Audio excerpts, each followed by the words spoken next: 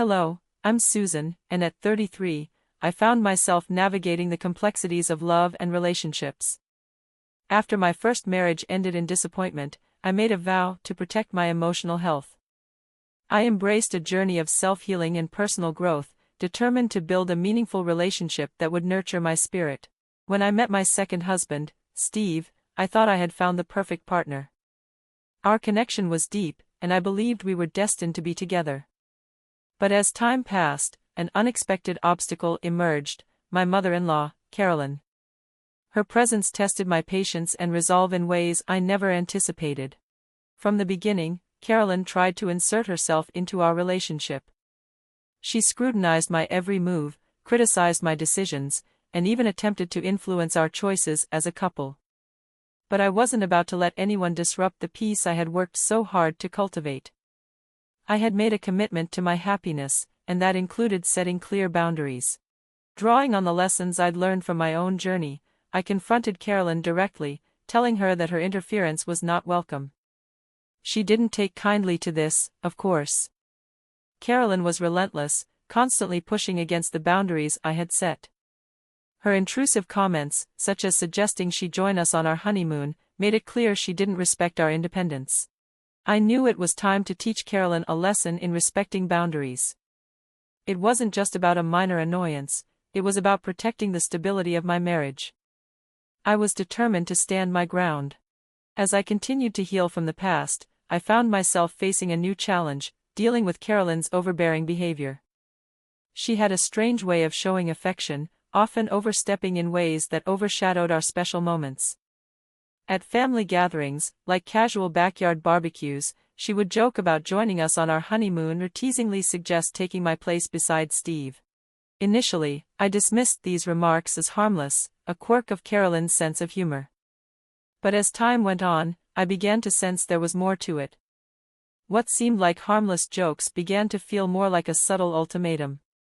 The idea of her actually joining us on our honeymoon was absurd, but the more I thought about it, the more I realized she might not be joking at all. The truth hit me most sharply on my wedding day. As I was preparing in the dressing room, full of excitement and anticipation, the door suddenly flew open, and there stood Carolyn. The joy in the air shifted, and I turned to face her, trying to keep my smile intact despite the unease rising within me. Without hesitation, she launched into conversation. "Susan, we need to talk," she said, her tone intense. "Are you really happy? Do you think this is the right choice?" I was taken aback. Of course, I was happy, over the moon, in fact. Steve was the love of my life, and this day marked the beginning of our new life together. "Carolyn, I couldn't be happier," I said with genuine warmth. "Steve and I are thrilled to be starting this journey." Yet even in the midst of our joyful wedding day, Carolyn continued to challenge my boundaries. I was eager for the honeymoon, a moment for Steve and me to connect after months of planning. But Carolyn had other plans, and she was about to make her intentions known. As I adjusted my veil, she leaned in close, her voice dropping to a conspiratorial whisper. "About the honeymoon, I've decided to join you both. It'll be a surprise for Steve. Let's keep this between us, though. Don't spoil it." I was stunned. Was she serious?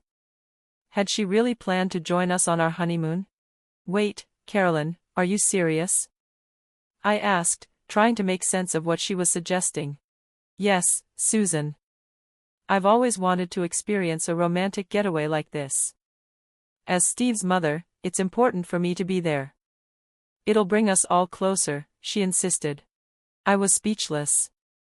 Our honeymoon was supposed to be a private, intimate time for Steve and me, not a family trip. Taking a deep breath, I collected my thoughts and replied firmly, "Carolyn, this is our honeymoon. It's a time for us to focus on each other, to deepen our bond. I understand your love for Steve, but it's vital that you respect our space." Her face flickered with a mix of surprise and disappointment, clearly not expecting my firm response. "Susan, I only want what's best for Steve," she said, her voice softening. "I thought this would be a special surprise for him, a way to bring us closer." "I understand, but our honeymoon is sacred," I replied, my voice steady. "It's a time for us to create memories, and that's something we need to do alone. It wasn't just about the honeymoon, it was about setting the tone for our marriage and ensuring that respect and boundaries were maintained. Carolyn needed to understand that her involvement couldn't extend this far. As the day of our departure drew near, excitement and nerves mixed within me. Steve and I were finally about to take the honeymoon we dreamed of, but Carolyn's persistence loomed like a storm cloud. The morning of our trip arrived, and I received a call from Carolyn. My heart sank as I answered. "Hello, Susan," she said, her voice chirpy. "I've decided to join you and Steve on your honeymoon. Isn't that wonderful?" I couldn't believe it. "Carolyn, we've already discussed this. The honeymoon is for Steve and me.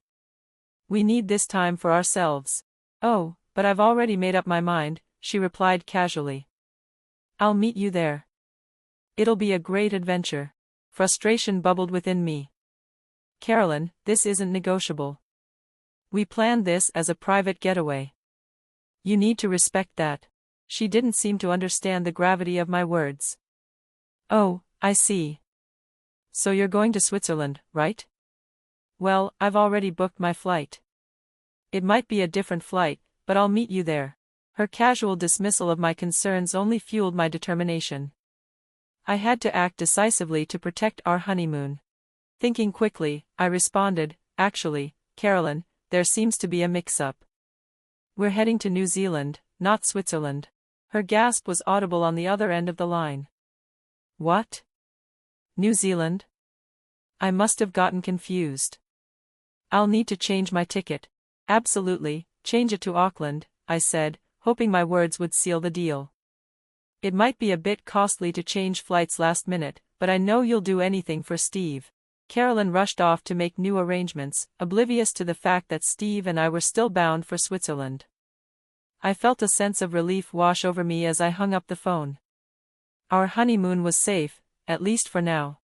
When we landed in Switzerland, the beauty of the landscape and the promise of a fresh start for Steve and me filled me with joy. We were finally free to enjoy our time together without the shadow of Carolyn's interference. As we stepped off the plane, Steve looked around in awe. "Susan, look at this view. Can you believe we're in Switzerland?" "I know, Steve. It feels like a dream," I said, my heart soaring with excitement. Our hotel in Geneva was a perfect retreat, its elegance and charm setting the stage for an unforgettable honeymoon. As we settled in, I realized that, despite the challenges we'd faced, our journey together had only just begun. We were ready to build the life we had always dreamed of. "I'm so glad you like it, babe," I replied, my heart swelling with happiness at Stephen's reaction. Our arrival in Switzerland had been everything I dreamed of, and the tiredness of our travels couldn't dampen the excitement that bubbled up between us. Hand in hand, we wandered through the charming streets of Geneva, admiring the Grand Schaubern Palace and indulging in the delicious pastries from the local cafes. "Can you believe how gorgeous this place is, Stephen?" "The Alps are just breathtaking," I said, awestruck by the scenery around us. "I'm absolutely blown away, Susan. This is a dream come true." "Thank you for planning such an incredible honeymoon," Stephen said, his eyes shining with happiness. Exhausted but content, we made our way back to the hotel, planning to rest before we continued our exploration. As Stephen headed for the shower, my phone rang. It was Carolyn. Her voice was overly cheerful as she told me she was about to board her flight to Auckland. "Hey, Carolyn, that's wonderful. I hope you have a safe flight," I said, trying to sound enthusiastic. "Oh, I can't tell you how excited I am that you're joining us in Auckland. The oceanfront hotel is stunning, and the views of the harbor will take your breath away. Oh, Susan, I'm so thrilled to be sharing this adventure with you both. And I must say, I'm so glad you've come to your senses and realized how perfect it will be for me to join you on your honeymoon." "I knew you'd understand," Carolyn responded, her voice full of satisfaction. I stifled an eye roll but kept up the act. "You're absolutely right, Carolyn. The flight may be a little tiring, but Auckland will captivate you with its vibrant city life, the iconic opera house, and beautiful beaches. It's going to be amazing." "Oh, that sounds fantastic. I can't wait to experience it all." And Susan, I hope Steven's ready for some quality mother-son bonding. We'll get the chance to connect even more deeply, Carolyn continued, completely unaware of the mix-up. Of course, Carolyn. When Steven sees you, he'll be thrilled. It's going to be a wonderful trip filled with laughs, exploration, and unforgettable memories. I assured her, hiding my frustration behind the fake enthusiasm. That warms my heart, Susan. I'm eager to create lasting memories with both of you. Once I land in Auckland, I'll call you immediately, and we can start our grand adventure. Carolyn concluded.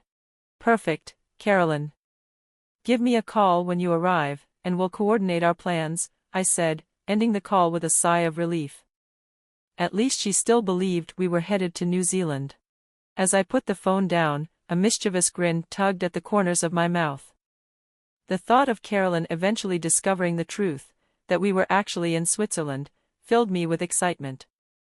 This little deception, I hoped, would serve as a clear message about the boundaries I was setting in my marriage. It felt a bit like a game, but the joy of finally having our honeymoon just for us was too precious to let anyone spoil it. Before I could bask too long in my victory, I was reminded of the guilt starting to creep in. Steven stepped out of the shower and noticed my distracted mood. What's going on? He asked, sensing something was off.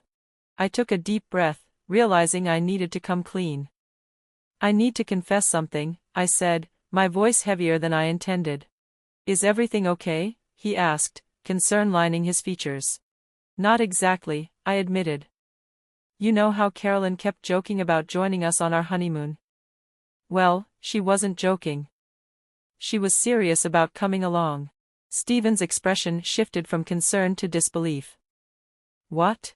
I told her it was off limits, that this was our time together, but she insisted she was coming. So? I told her we were going to Auckland, hoping it would stop her from showing up uninvited, I explained, my voice faltering slightly. I recounted everything, apologizing for what I feared might feel like manipulation. I didn't want Steven to think I was being malicious, I just wanted our time together to be ours, free from any interference. Steven sat in silence for a moment, processing. Then, to my surprise, he burst into laughter. It was so unexpected and sincere that it lightened the tension in the room. You sly fox, Susan. I can't believe you pulled that off, he said, still laughing. Honestly, it's a relief. My mom's interference has always been exhausting, and now we get to enjoy this trip without any of that. Wait, so you're not mad? I asked, incredulous. I'm not thrilled about sending her to New Zealand, but I can't deny this whole situation is hilarious. I'm just picturing her face when she finds out. Steven chuckled, his amusement easing my nerves. We both laughed together, the tension dissipating, as we continued to enjoy Switzerland, exploring its rich history, beautiful landscapes, and vibrant culture. We felt closer than ever. We created memories that were truly ours, untainted by Carolyn's interference. Meanwhile, Carolyn, completely unaware of the ruse, was about to discover the truth. After landing in New Zealand, she called, expecting us to pick her up at the airport. I put the phone on speaker, bracing for her reaction. Hey, Carolyn, Steven and I are together right now, and there's something you need to know, I said, trying to keep my tone even. We're not in New Zealand. We're actually in Switzerland. But you said Auckland, the oceanfront hotel, Carolyn stammered, clearly confused. Yeah, that was all a trick, Carolyn, sorry, but you needed to learn this lesson, I said firmly. A trick? For what? What did I do wrong? Carolyn's voice rose, incredulous. You kept pushing to join us on our honeymoon. What kind of mother does that? When you insisted on coming, instead of arguing, I decided to let you believe we were going somewhere else so we could have our privacy, I explained, holding my ground. You tricked me. How could you do this, Susan? I trusted you. You're no good for my son. Carolyn's voice cracked with hurt. Steven, who had been listening the whole time, spoke up. Mom, it's time you understood that your constant interference has consequences. This was Susan's way of setting a boundary and showing you that we need our own space. What? Steven, you too? Carolyn's voice broke as the weight of the situation hit her. This isn't about picking sides, it's about respecting our boundaries, Steven said calmly. Susan and I are building our life together, and we need you to respect that. Carolyn's anger flared. You're taking her side, after everything I've done for you? She shouted, her voice rising in indignation. Mom, it's not about sides, it's about us starting our own lives and setting clear boundaries. We love you, but this behavior has to stop, Stephen responded, his voice firm but compassionate. The phone call ended abruptly, leaving Carolyn no room to respond further. I couldn't deny that I felt a wave of relief wash over me. Our honeymoon was finally ours, and we had made it clear that our relationship came first. Are you okay with how things went down? I asked Stephen later, still unsure if I'd crossed a line. Don't worry, Susan, Stephen reassured me. This was necessary. Carolyn's embarrassed now, but maybe this will finally show her that her behavior isn't acceptable. It's time for her to respect our marriage. As we explored the breathtaking beauty of Switzerland, Carolyn's upset faded into the background. We were free to create our own memories, and I felt confident that Carolyn would think twice before attempting to disrupt our lives again.